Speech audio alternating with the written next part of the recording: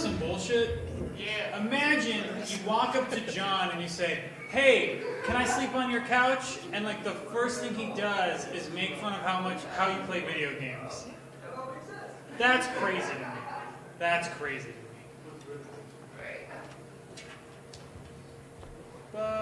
How's everybody doing tonight? Woo! That's rhetorical. Let's not jump the gun on the woos. So we tutor kids because I'm better than you. And kids are weird people. The thing that sucks about tutoring is that 100% of the time when you're teaching a child how to do anything, they don't want to be there. So they've got anything better to do other than just sit around and wait to become like a fucking waste of space. So the other day I'm tutoring this kid, this future president, and I'm reading him a book, and he is not into it at all. Like he's read other books. And he just starts mouthing off to me, and he's saying like weird shit. He's just like, "Ah, man, my mouth feels really weird." And I blow it off, because not to sound like a serial rapist, but like kids say the darndest things.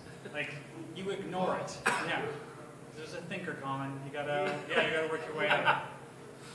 So I blow it off, and I'm just reading to him about hopping on pop and how fish can be red and several other colors.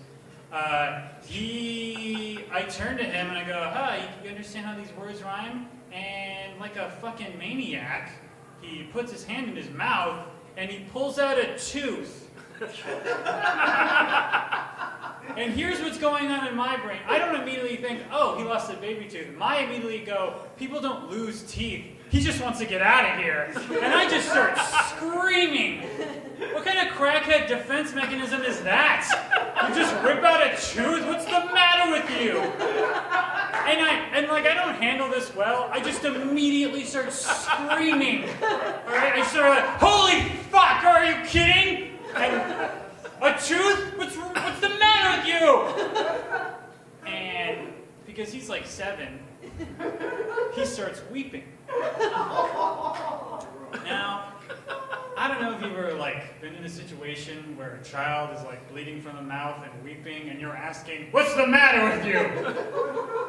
But it's not a good look. It's not the greatest place to be in life.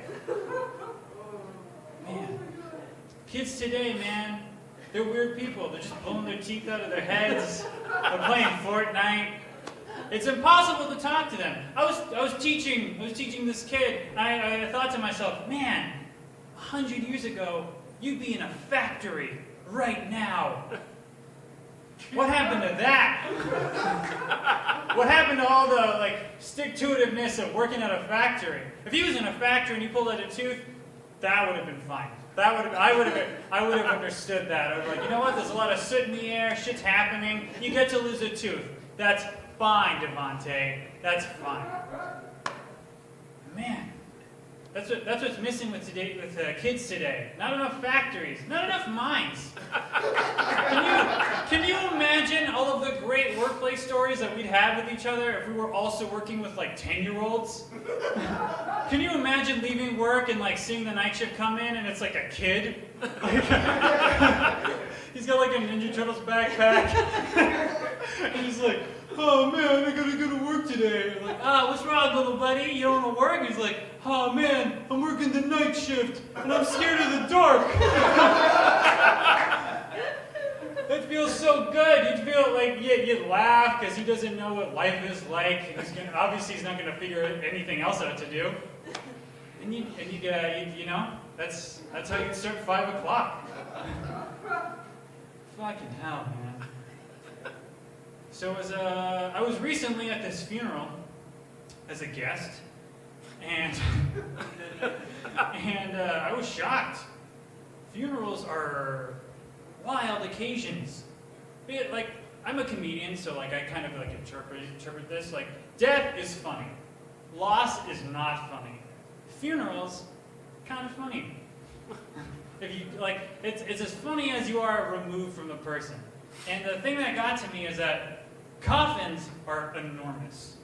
they're so big, in fact, that like essentially what you're doing at a funeral is that at some point in your life, you're going to walk into the forest, you're going to point at a tree, and you're going to look at that tree, and you're going to go, when I go, you're coming with me. We're both going down. And then we throw them in the ground, and we throw a party. I want to do the opposite of that when I go. Here's how I want to go. I want to be thrown into the woods naked, and I want people to mind their own goddamn business. I want to be a dark day for some random hiker. I don't want you to dress me up and talk about my best days. No. You're gonna toss me in the woods, au naturel, and then you're gonna wait for some kid or Boy Scout to just figure it out. Yeah, I'm working it out. Yeah, I'm not going to go to an open mic and say beautiful things. I'm not a poet. Fucking hell, man. It's all chaos. It's all fucking chaos. But I know a thing or two about chaos. Because I, if you can't tell, was raised by a black woman. And black women know everything about chaos. Black women are creatures of chaos. They understand everything about it because the world is crazy. When the rapture comes, we're all going to be panicking, but black women are going to be relaxed because that means they don't have to go to work that day. They're going to be great. My mother's a black woman, and she says chaotic shit to me all of the time. The other day, she looks at me, she goes, "Hey, remember that time when you were a kid, we had to pull you out of school?" Like, no, what are you talking about? You know, fucking hell, like, everybody was freaking out about, like, business and flying. I was like, are you talking about 9/11? She's like, yeah! It's your cousin's birthday, I need you to show up. I wanted her to explain every moment of history to me like that. Hey, do you remember when Driving Miss Daisy got really sad? Are you talking about the JFK assassination? Yeah!